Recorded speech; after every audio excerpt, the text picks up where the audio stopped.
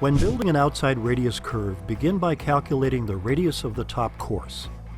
This will be the smallest radius in the wall, and it must never be less than the minimum radius for the block system used. A rule of thumb used to calculate the approximate radius of the top course is this. Add 1/4 inch to the setback of the block used. Multiply that amount by the number of courses in the finished wall. Then subtract the result from the radius of the base course. This number equals the calculated radius of the top course. Here's an example. The setback of Highland Stone is 1 1/8 inches. The wall is 8 courses high. The radius of the base course is 6 feet. Let's plug in the numbers.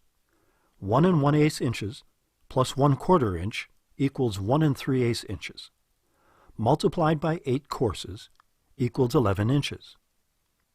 6 feet minus 11 inches equals 5 feet 1 inch, which is the calculated radius of the top course. To establish the base course, drive a stake into the ground at the desired center of the curve.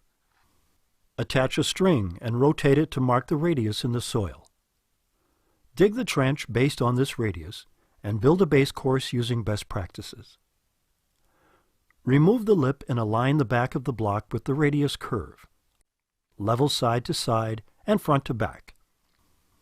On additional courses, the lip of each block must contact the back of the units below to ensure structural stability.